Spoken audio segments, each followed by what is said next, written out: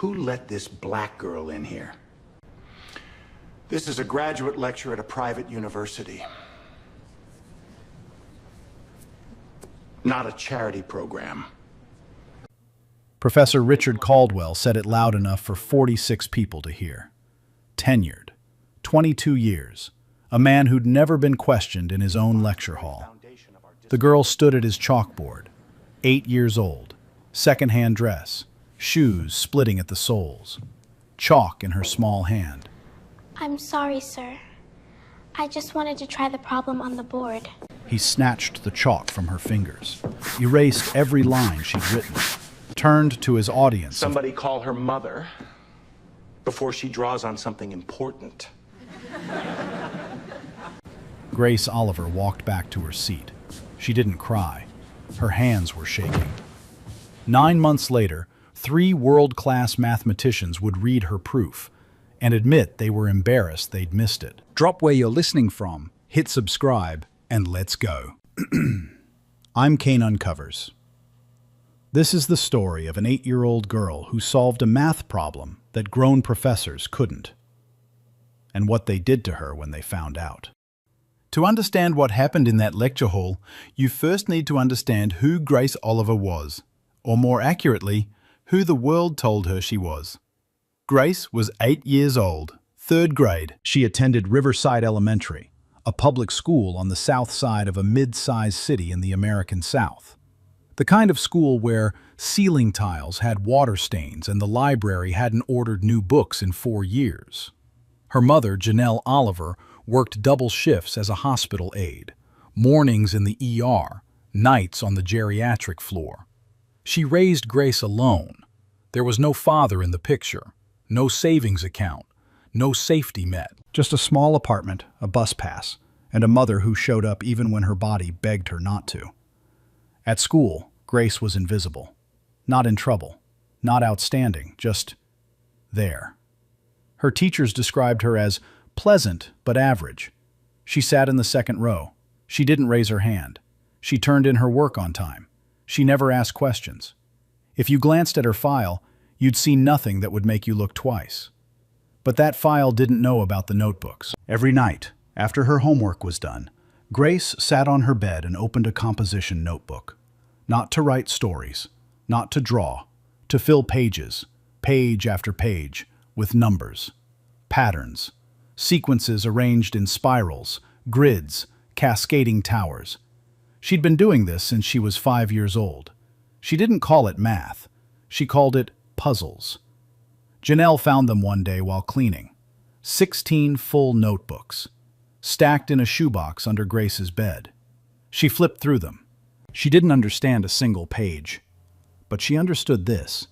Her 8-year-old daughter had been quietly filling notebooks with something that didn't look like anything a child should be doing. 16 notebooks. Not one person had ever seen them. Grace's teacher, Mrs. Langley, was kind, genuinely kind, but she was also overwhelmed. 31 kids in her classroom, no teaching aid, and a curriculum that left no room for curiosity. One afternoon, Grace showed her a pattern she'd drawn on the back of a worksheet, a grid of numbers that spiraled inward, each layer following a rule Grace had invented herself. Mrs. Langley looked at it, smiled, and said, "That's pretty, sweetie." 4 words. That was the entire response from the only adult who might have noticed. Grace never showed anyone again. Think about that. An 8-year-old girl had been building something extraordinary, in secret, in silence, in a shoebox. And the one time she tried to share it, she was patted on the head and dismissed. She learned the lesson fast. Don't show, don't tell, don't expect anyone to understand. Then one Saturday afternoon, everything changed. Janelle took Grace to the community center to pick up a flyer about free summer lunches. On the bulletin board, half hidden behind a church bake sale poster, was a different flyer. Statewide Open Math Lecture, Holloway University, Families Welcome, featuring unsolved problems in combinatorics. Janelle almost walked past it. Grace didn't. She pulled the flyer off the board, folded it into her pocket, and said nothing. For 3 days, she carried it like a secret. Then, in the car on the way home from school, she finally asked, Mama, can we go to this? It's about puzzles. Janelle looked at the flyer. Holloway University. She knew the name. Everyone did. Private, elite, endowment in the hundreds of millions. The kind of place where buildings had donors' names carved in stone and parking lots were full of cars that cost more than Janelle earned in a year. She hesitated. Not because she didn't want to go, because she knew how it would feel to walk through those doors. A black woman in scrubs and her daughter in a second-hand dress, into a room designed for people who looked nothing like them. But Grace asked. And when Grace asked for something, which was almost never, Janelle couldn't say no. Okay, baby, we'll go. She had no idea she was about to walk her daughter into the most humiliating afternoon of their lives. Because the man at the front of that lecture hall, Professor Richard Caldwell, had a very specific idea of who belonged in his audience, and Grace Oliver did not fit it. Saturday afternoon, Holloway University. The lecture hall was the kind of room that reminded you who had money and who didn't. Oak paneling, leather seats, a chalkboard the size of a wall. The air smelled like old books and expensive coffee. Portraits of former department chairs lined the back wall. All men, all white, all staring down with the quiet authority of people who had never been questioned. Professor Richard Caldwell stood at the front. Tenured for 22 years. Published in every major combinatorics journal. He had a habit of starting his lectures 5 minutes late, not because he was disorganized, but because he enjoyed watching the room wait for him. He was that kind of man. The audience was mostly graduate students and faculty. A few community visitors sat in the back rows, families who'd seen the Families Welcome flyer and taken it at face value. Grace and Janelle were among them, back row, far left. They'd arrived 20 minutes early. Janelle had chosen the seat closest to the exit, just in case. Grace had a notebook open on her lap before Caldwell said a single word. Everyone else was watching the professor. Grace was watching the board. Caldwell opened with a problem. An Olympiad-level combinatorics challenge about partitioning sets. The kind of problem that shows up in international competitions and resists clean solutions. Before displaying it, he gave context. My graduate students have been working on this for 2 semesters. Some of you in this room have published papers attempting variations of it. He looked out at the faculty. 3 of them nodded. One shifted uncomfortably. He'd submitted a paper on the problem last year and had it rejected. So consider this a fun puzzle, Caldwell said, grinning. If anyone cracks it before Monday, I'll buy you dinner. The faculty laughed, knowingly, because they'd all tried. They'd all used the standard tools, generating functions, recursive formulas, inclusion-exclusion chains, pages and pages of dense notation. None of them had produced a complete proof, and they knew it. The problem appeared on the board. Grace stopped writing in her notebook. She stared at it. Her pencil hovered above the page, then lowered. Her eyes moved across the numbers like she was reading something only she could see. She stared for a long time, longer than anyone else in that room, and then something happened. Her head tilted, her lips moved silently, and she closed her notebook, not because she'd lost interest, but because she'd found what she was looking for. During the open Q&A, Grace stood up. Janelle grabbed her wrist. "Baby, sit down." But Grace was already walking. Down the aisle, past the graduate students, past the faculty, all the way to the front of the room. The hall went quiet. Not respectful quiet. The kind of quiet that happens when someone walks into a place they're clearly not supposed to be. A few grad students exchanged glances. One of them smirked. Caldwell looked down at her. 8 years old, small, black, wearing a dress that didn't fit right. He smiled, not with warmth, but with the automatic reflex of a man who'd already decided this didn't matter. "Well, look at this." He handed her the chalk. The way you hand a crayon to a toddler at a restaurant, to keep them busy, not because you expect art. Grace took it, and she started writing. Not scribbles, not random numbers. A structure. Line by line, something was forming on the board. Organized, intentional. building towards something with a clarity that made two people in the third row stop talking. One graduate student tilted his head, trying to follow the notation. He couldn't. Not because it was wrong, because it was unfamiliar. She wasn't using any standard method he'd been taught. Caldwell watched for 30 seconds. His smile didn't soften into curiosity. It hardened. "Okay, that's enough." Grace kept writing. "I said that's enough, sweetheart. This isn't—" He stepped forward, took the chalk from her hand. Not violently, but firmly. The way you remove someone from a space they were never invited into. Then he picked up the eraser, and he wiped the board clean. Every line, every number, every mark her small hand had made. Gone in 3 strokes. 3 strokes to erase 40 seconds of work that contained the answer no one in that room had found. He turned to the audience. 46 faces looking back at him. Not one of them spoke. Not one of them stood. Let's give our little guest a round of applause for being brave. Very cute. Thin applause. The sound of people choosing comfort over conscience. The sound of a room deciding that a child didn't count. Grace stood at the front for 3 seconds, chalk dust still on her fingers. Then she turned, walked back to her seat, and sat down next to her mother. She didn't cry. She didn't speak. She folded her hands in her lap. Janelle leaned over. Her voice was barely a whisper. "We're leaving." Grace shook her head. "I wasn't finished, Mama." Here's what no one in that room knew. The 6 lines Grace had written, the ones Caldwell erased in 3 seconds, contained the key insight to solving the problem. The foundational structure. The piece that every professor, every grad student, every published paper had missed. She was writing the answer, and they erased it. But here's what Caldwell definitely didn't know. Someone in the 5th row, a woman he'd barely noticed, had taken a photo of the board before he wiped it clean. The car ride home was silent. Janelle gripped the steering wheel with both hands. Grace sat in the back seat, staring out the window, her composition notebook closed on her lap. The sun was going down. The streetlights flickered on, one by one, as they crossed from the manicured avenues near Holloway back into their own neighborhood, where the sidewalks cracked and the bus stops had no benches. It wasn't until they were almost home that Janelle finally spoke. "Baby, what was that? What were you writing up there?" Grace didn't look up. "I saw the answer, Mama. It's a staircase. You just count the stairs." Janelle didn't understand the math. She had no framework for what her daughter was describing, but she understood the voice. Certain, calm.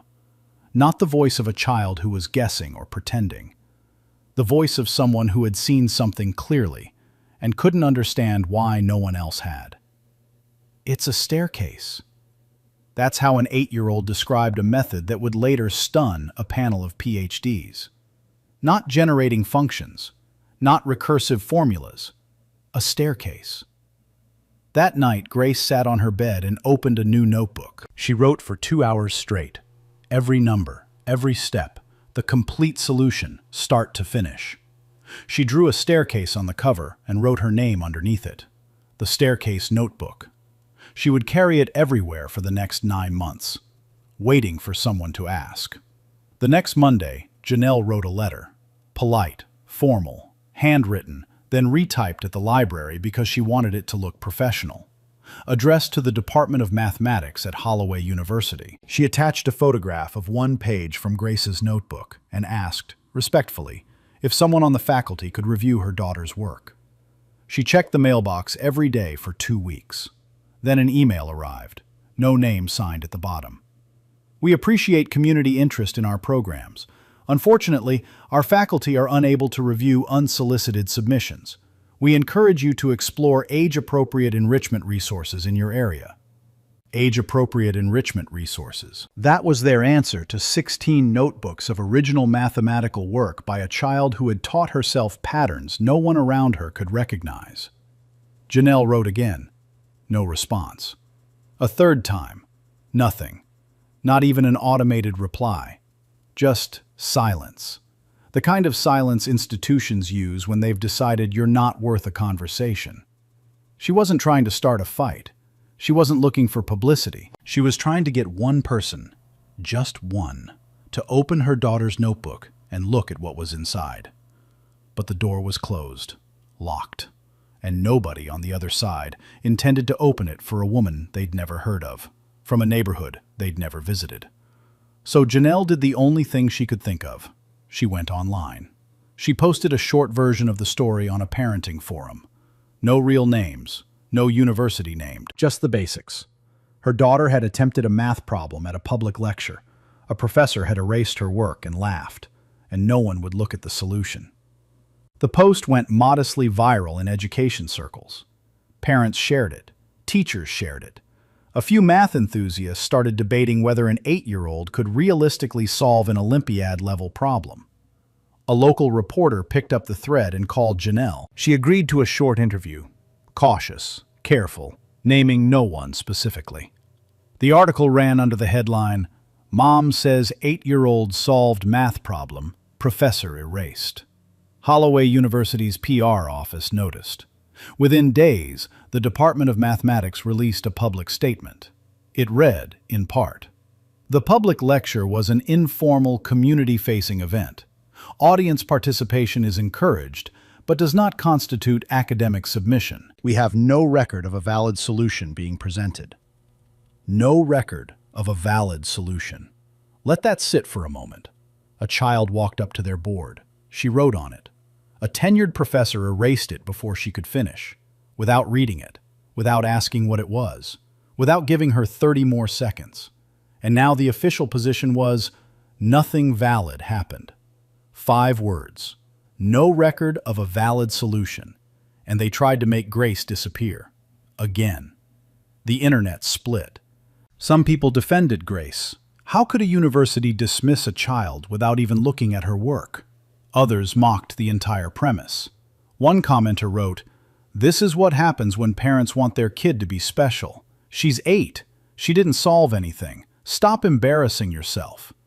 Another wrote something worse. "Maybe take her to a tutoring center instead of dragging her to a college lecture for attention." Janelle read those comments at 2 in the morning. She closed the laptop and sat in the dark for a long time. Meanwhile, behind the closed doors of Holloway's math department, Caldwell was doubling down.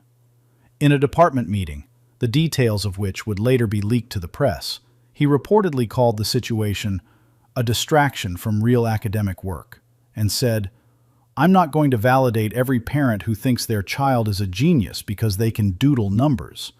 If we respond to this, we legitimize it, and I refuse to do that." He recommended the department ignore all further inquiries. The room agreed. Not one colleague pushed back. Doodling, that's what he called it. 16 notebooks of original mathematical patterns. 3 years of quiet, solitary work by a child who had taught herself something no one around her could name. Doodling. The university wanted this story to disappear. They thought ignoring an 8-year-old and her mother would be easy. After all, what power did they have? No lawyers, no connections, no money, no alumni network, no institutional leverage of any kind. Just a single mom working double shifts and a kid with a notebook full of staircases. They were about to find out how wrong they were. Because the woman who took that photograph in row 5, the one who snapped a picture of the board before Caldwell erased it, she wasn't just an audience member. She was a visiting researcher from MIT, and she had just emailed that photo, along with her own preliminary analysis, to someone Caldwell could not ignore. But before the rescue came, before any of that, Grace Oliver hit the lowest point of her life. Weeks passed after the article. No phone calls from experts, no emails from universities, no one from any math department reaching out to say, "We looked at your daughter's work." Janelle checked her inbox every morning before her shift. Empty. Every single time. At school, the story had started to spread. Not the real story, the distorted version. The one where a pushy mom tried to embarrass a professor and got shut down. The version where Grace was the joke, not the answer. A classmate walked up to Grace at recess and said, "My dad says you were lying about the math thing. He says your mom made it up for attention." Grace didn't argue. She didn't explain.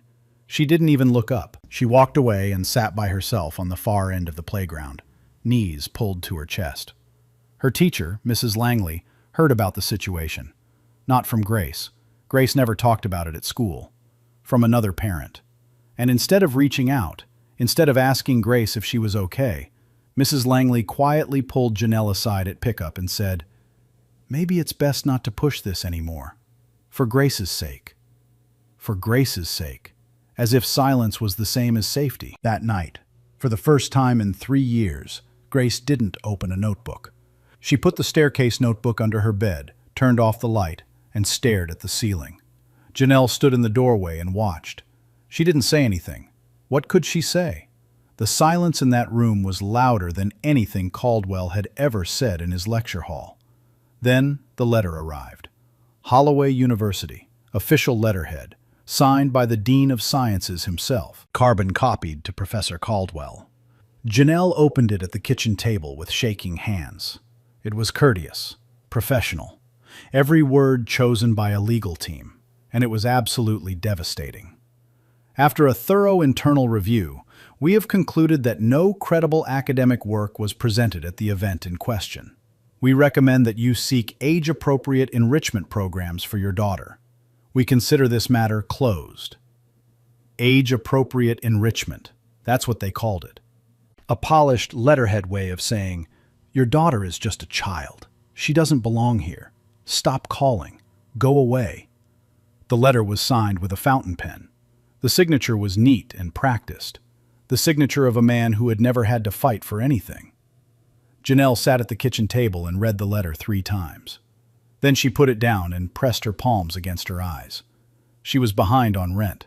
She'd taken 2 days off work she couldn't afford. Days without pay. Days that meant choosing between the electric bill and groceries. She'd spent hours writing letters that no one read. And now the institution itself, the dean, the department, the full weight of Holloway University, had told her, in writing, on paper that probably cost more per sheet than Grace's school supplies for the month, that her daughter's work was not credible. Her friend called that evening. "Jan, it's not worth it. They're never going to listen.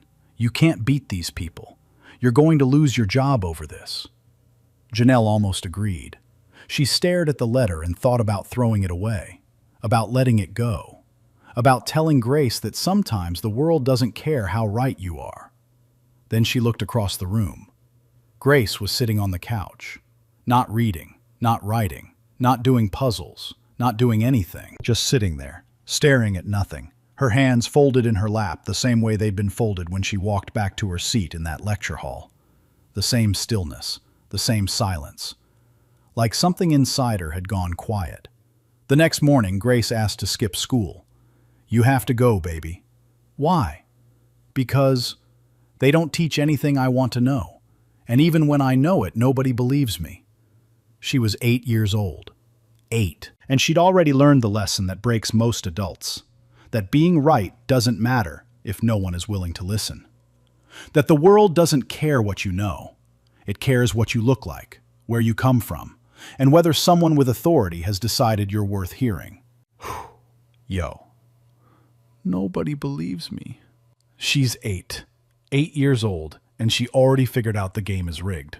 That's not a kid throwing a tantrum. That's a kid who did the math on her own life, and the answer came back 0. You know what kills me? She didn't even say it angry. She said it like the weather, like it's just how things are. Man, that one sat with me for a while. Janelle didn't have a response for that. She drove Grace to school in silence, watched her walk through the doors with her backpack dragging on one shoulder, and sat in the parking lot for 10 minutes, gripping the steering wheel, trying not to cry. She was out of money, out of energy, out of ideas, out of every option, except one she didn't know about yet. Holloway University had 4 lawyers, a PR team, and a tenured professor all lined up against one single mother and an 8-year-old with a notebook, and they were about to lose. That afternoon the phone rang, a number Janelle didn't recognize. She almost didn't answer. She'd gotten a few calls from strangers after the article, most of them unkind. One had told her she should be ashamed. She stared at the screen, let it ring 4 times. 5. She picked up on the last ring. "Mrs. Oliver? My name is Dr. Laura Bennett. I was in that lecture hall the day your daughter walked up to the board, and I have her work. Dr. Laura Bennett, visiting combinatorics researcher from MIT, tenured, 14 years in the field. One of the most respected names in discrete mathematics, and one of the few people in the country who could look at 6 incomplete lines on a chalkboard and understand what they meant. She'd been at Caldwell's lecture as a professional courtesy. Holloway had invited her for a series of faculty talks. She sat in row 5. She wasn't expecting anything remarkable that afternoon. She certainly wasn't expecting an 8-year-old girl to walk up to the chalkboard. But when Grace started writing, Bennett didn't look away. I wasn't watching her because I thought a child could solve it, Bennett told Janelle on the phone. I was watching because I recognized something. In those first few lines, the structure she was building, I saw an approach I'd been circling in my own research for 2 years, a path I couldn't quite find. And this girl was laying it down from scratch, on a chalkboard, at 8 years old. Bennett had photographed the board before Caldwell erased it. 6 lines of Grace's work, incomplete, cut short, but enough to see the foundational approach. She hadn't posted it online. She hadn't gone to the press. She'd done something more important. She'd spent 3 weeks analyzing the photo, line by line, comparing it to every known method that had been attempted on the problem, cross-referencing it with published papers, graduate theses, and her own unpublished work. And what she found changed everything. Every mathematician who had tried this problem, Caldwell, his grad students, the 3 faculty members who'd published papers on it, had used the same family of approaches: generating functions, recursive formulas, inclusion-exclusion chains. Their proofs ran 15 to 20 pages, complex, dense, technically impressive. And every single one of them collapsed at the final step. The convergence never held. Grace hadn't used any of these methods. She had invented something entirely new, a visual partitioning technique. She treated abstract mathematical sets as physical stairs, a staircase, and counted them combinatorially. Where trained professors built 20 pages of scaffolding out of Greek letters and formal notation, Grace drew a staircase and counted the steps. 15 pages of generating functions. That was the professor's best attempt. And they couldn't finish. Grace did it with a staircase. That's not just different. That's embarrassing.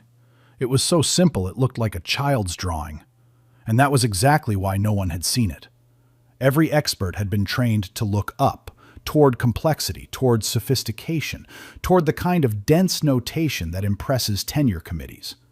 Grace looked down, at the stairs. Bennett chose her next words carefully. Mrs. Oliver, I want to be precise about what I'm saying. I believe your daughter found a solution that is simpler and more elegant than anything any of us have produced. And I include myself in that. Silence on the phone. Then Janelle's voice, barely steady. So she was right? She was actually right? I believe she was. But believing isn't enough. We need to prove it, independently, formally, under controlled conditions, in a way that no one can dismiss. Bennett proposed a plan. Grace would complete the proof in a neutral setting, filmed, proctored, no outside assistance of any kind. Bennett would assemble an independent review panel, 3 mathematicians with no connection to Holloway. She'd do it on her own authority, with her own reputation on the line. Janelle was quiet for a long time. Then, I don't want her to go through that again. I can't watch someone laugh at my daughter one more time. Bennett's response was immediate. Mrs. Oliver, if your daughter's work is what I think it is, the humiliation won't be hers. 5 words that shifted everything. That evening, Janelle sat on the edge of Grace's bed. Baby, there's a woman, a math professor from MIT. She saw what you wrote that day. She thinks you were right. She wants you to do it again, properly, with cameras, so nobody can say it didn't happen. Grace was quiet for a long time. She pulled her knees to her chest and stared at the wall. Will they erase it again? Not this time, baby. Not this time. Grace sat still. Then she climbed off the bed, walked to her closet, and pulled a notebook from a shoebox on the bottom shelf. the staircase notebook. She held it out to her mother. "I already finished it." The proof, complete, every step, start to finish, written weeks ago, in the days right after the lecture, before the rejection letter, before the comments, before Mrs. Langley told them to stop. Sitting in a shoebox in the closet, waiting. She'd been carrying the answer the whole time, waiting for someone to ask. Janelle held the notebook. She didn't understand the numbers inside, but she understood what it meant. Her daughter had kept going, alone, in silence, after everyone told her to stop, with no audience, no encouragement, no reward. Bennett had 1 week to assemble the panel, book a neutral venue, and get Grace verified, before Holloway's legal team could find a way to intervene. The panel needed 3 mathematicians. Bennett had 2 lined up. But the third, the one whose name would make the result unquestionable, was about to say something no one expected. 7 days later, a public library conference room on the other side of town, neutral ground, no Holloway logos, no Caldwell, no marble floors or oak paneling, just fluorescent lights, a plastic table, and 3 cameras pointed at one empty chair. 2 proctors waited by the door, a retired math teacher, a licensed notary public, both independent. Neither had any connection to Holloway, to Bennett, or to the case. On the table, a sealed envelope. Inside it, the original Olympiad problem. Printed, time-stamped, certified. 3 mathematicians watched via live video feed from 3 different cities. They could observe, they could not speak, they could not intervene. Dr. Bennett sat in the adjacent room. She would not be present during the test. She would not see Grace's work until the panel had reviewed it independently. That was the rule she'd set for herself, and she wouldn't bend it. This result had to be untouchable. Janelle sat next to Bennett, hands clasped, jaw tight. She could see the conference room through a glass window. Her daughter was about to walk in there alone. At exactly 10 a.m., Grace Oliver entered the room. She carried nothing, no notebook, no calculator, no reference material, just a pencil. She wore the same shoes with the splitting soles, the same second-hand dress she'd worn to the lecture. Nobody had thought to buy her new ones. She sat down, opened the sealed envelope, read the problem. The timer started. 90 minutes. For the first minute, Grace did nothing. She stared at the paper. The proctor made a note. In the adjacent room, Janelle leaned forward. 2nd minute. Nothing. 3rd minute. Grace turned the paper over, turned it back, tilted her head slightly, the way she'd tilted it in the lecture hall. Still no pencil mark. 4th minute. The proctor glanced toward the observation window. Bennett sat motionless. Janelle gripped the armrest of her chair so hard her knuckles went white. Let me be clear about something. 4 minutes of silence in a 90-minute test doesn't sound like much. But when everything, your daughter's credibility, 9 months of rejection, the word of a tenured professor against the word of a child, a formal letter from a dean saying your daughter's work is incredible, when all of that is riding on what happens in this room, 4 minutes feels like drowning. At minute 5, Grace picked up her pencil, and she didn't stop writing for 43 minutes straight. Here's what she did. And I want you to understand this clearly, because this is the part that made grown mathematicians go quiet. Every graduate student who had attempted this problem used the same playbook. Define the generating function. Build a recursive formula across multiple cases. Stack notation on notation across 15, sometimes 20 pages of dense mathematical language. And every single time, every single attempt, the proof collapsed at the convergence step. The math looked impressive. The conclusion never came. 3 published faculty papers had followed this exact path. None of them finished. Now watch what Grace did. She drew a staircase. Each step represented a partition subset. She numbered the steps, starting from the bottom. Then she started counting, not with generating functions, not with recursive chains, but with a cascading visual count that moved down the staircase like water flowing over stones. Each level confirmed the next. Each step built on the one below it. Her notation was childlike. Where a professor would write a Greek letter, Grace drew a smiley face. Where a textbook would use a formal set-builder expression, she drew a box with an arrow pointing to the next step.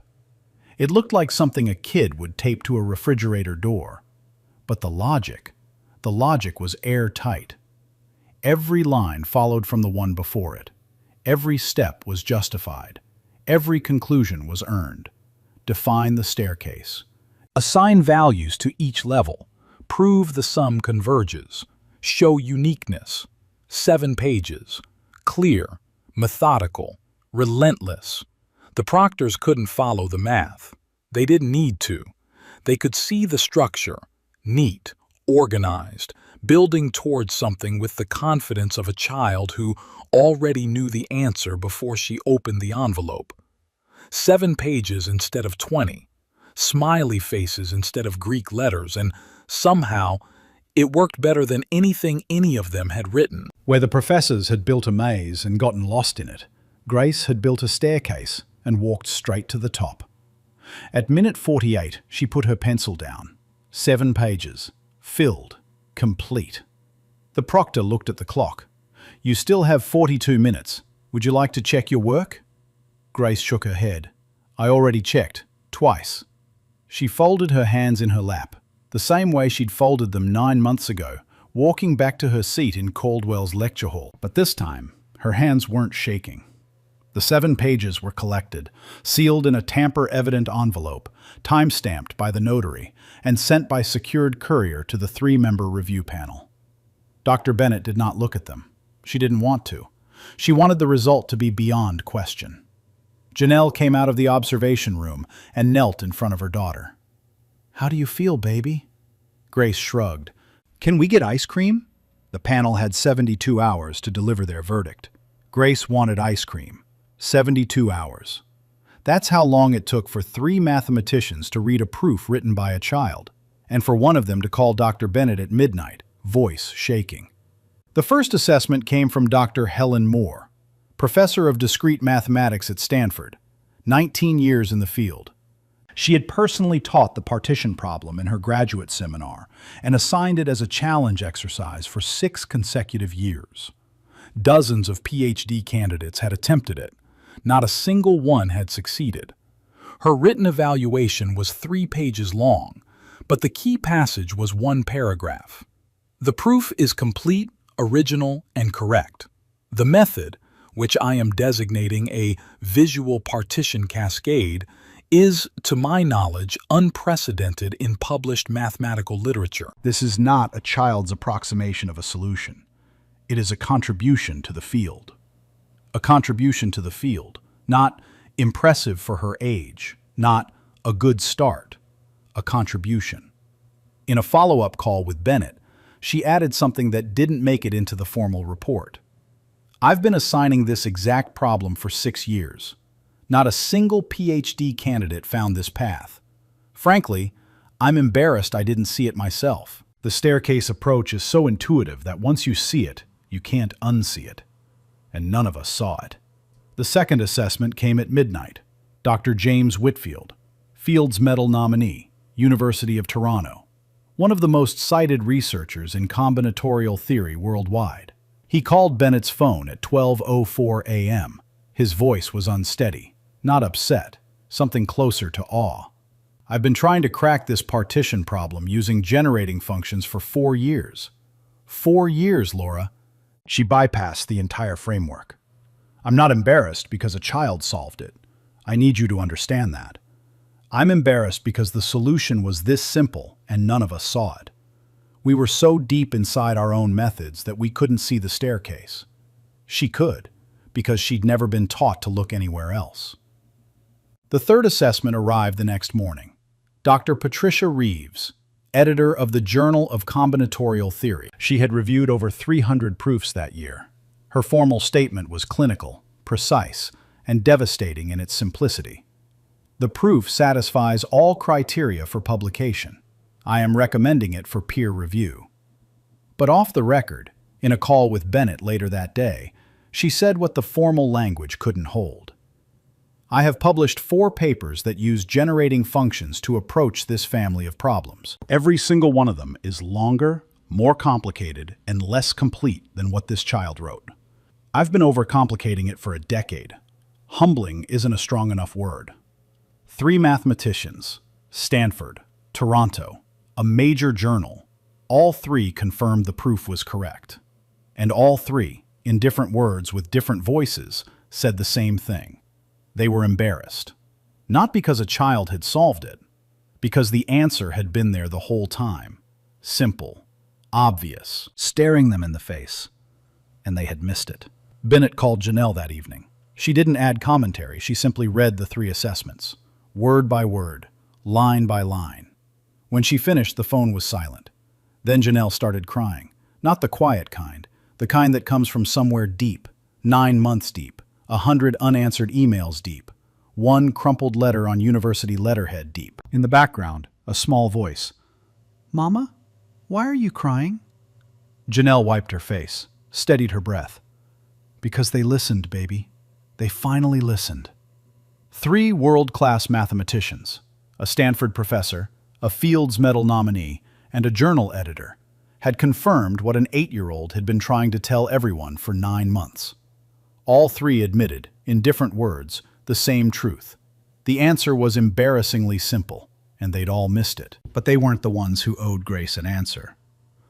The 46 professors who sat in that lecture hall, who watched a colleague laugh at a black girl with chalk dust on her fingers, who watched her work get erased in 3 strokes, who clapped politely and went home.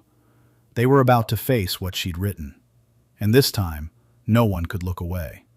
The results went semi-public on a Tuesday.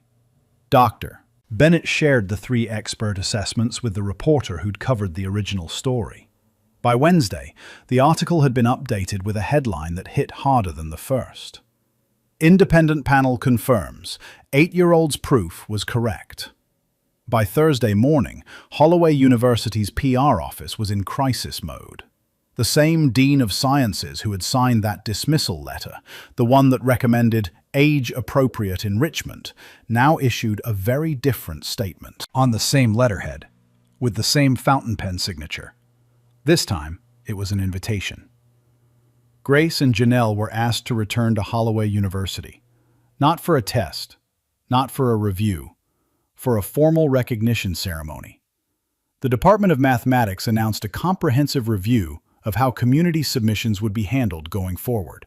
New protocols, new accountability. A written institutional commitment to review any work submitted by any person, regardless of age, background, or affiliation. Same letterhead, same dean. A very different letter. The ceremony was held in the same lecture hall, same oak paneling, same leather seats, same chalkboard the size of a wall, same portraits of former department chairs staring down from the back wall. But the audience was different. Of the 46 professors who had attended the original lecture 9 months earlier, 31 came back. No one required them to. No one threatened consequences. They came because they had read the verified proof. They had seen the visual partition cascade. They had compared it to their own attempts. The generating functions, the recursive formulas, the 15-page dead ends. And they couldn't stay away. They sat in the same seats, looked at the same board, and realized that 9 months ago, the answer had been written right in front of them. 6 lines, 40 seconds. And they had watched it get erased while they clapped. One faculty member later told the campus paper, "I sat there and watched a colleague laugh at a child who was doing what none of us could do. I said nothing. That's the part that keeps me up at night." Another admitted, "I went home and looked at my own attempt. 12 pages of recursive formulas that lead nowhere. She did it in 7 pages, with a staircase. I don't know whether to be inspired or mortified." 31 of them came back. Not because they had to, because they couldn't stop thinking about what they'd watched get erased. Professor Richard Caldwell was asked to attend. He did. He stood at the front of the lecture hall, the same spot where he'd snatched the chalk from a child's hand 9 months earlier. He made a brief statement, measured, formal, clearly reviewed by the university's legal team. I failed to recognize legitimate academic work. My dismissal of the presenter was unacceptable, regardless of her age. He did not apologize directly to Grace, but as she walked past him afterward, heading back to her seat, holding Janelle's hand, he said something quietly, just 2 words. "You were right." Grace looked up at him. She didn't smile, she didn't cry. She nodded once and kept walking. That was enough. She didn't need more from him. In the weeks that followed, Grace was offered a place in a university-sponsored mentorship program for gifted young mathematicians. She met other kids who loved numbers. For the first time in her life, she sat in a room where people wanted to see her notebooks, where they leaned in instead of looking away. Dr. Bennett became her informal mentor. They spoke every week by phone. And the Journal of Combinatorial Theory, the same journal Dr. Reeves edited, formally began peer review of Grace's proof. She was listed as sole author. At 8 years old, she became the youngest person ever submitted to the journal in its entire history. For the first time in 9 months, Grace Oliver opened a notebook in front of someone, and they leaned in. Let me ask you something. This story, was it really about math? Grace's method was simple. A staircase, smiley faces instead of Greek letters, 7 pages instead of 20. So simple that a Stanford professor admitted she was embarrassed she'd missed it. So simple that a Fields Medal nominee called at midnight to say he couldn't believe none of them had seen it. So simple that 31 professors went back to that lecture hall just to sit with what they'd ignored. But the real problem was never on the board. The real problem was in the room. It was in the 46 people who watched a man laugh at a black girl and said nothing. It was in the form email that said, "We cannot review unsolicited submissions." It was in the word valid, stamped onto a rejection by people who never looked at the work. It was in the word doodling, whispered in a department meeting by a man who couldn't solve what an 8-year-old solved with a staircase. Grace didn't fail a single test. She passed every one. The system failed her, over and over, for 9 months, until one person in row 5 decided to look. Dr. Bennett didn't just verify a proof, she verified a child. She looked at an 8-year-old black girl with chalk dust on her fingers and saw what every other person in that room refused to see. That brilliance doesn't announce itself the way power expects it to. It doesn't walk in wearing a pressed blazer with a tenure file. Sometimes it walks in wearing a second-hand dress, with shoes splitting at the soles, holding a notebook that no one asked to open. How many Graces are out there right now? Filling notebooks nobody looks at, raising hands nobody calls on, solving problems nobody believes they can solve, walking up to chalkboards in rooms that were never built for them, and being told, with laughter, with silence, with form emails on official letterhead, that they don't belong. The system didn't fail Grace because of one professor. It failed because 45 other adults in that room chose comfort over conscience, chose to clap, chose to look away. Except one, and that's the difference. Not between brilliance and mediocrity, between watching injustice happen and doing something about it. You don't need a Fields Medal to stand up for someone. You don't need tenure or authority or a corner office. You just need to not look away. Real talk, though. How many of y'all were the Grace in your story? You had the answer. You knew you were right. And somebody with a bigger title looked right through you. I'm not going to sit here and pretend I would have stood up in that room. I don't know if I would have. That's the honest part.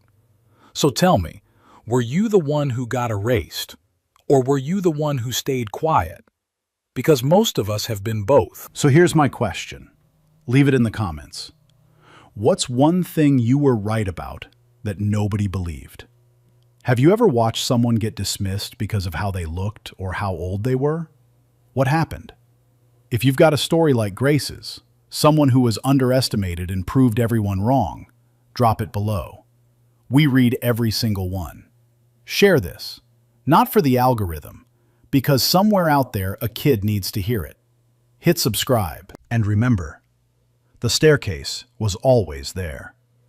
Everyone else was looking for an elevator.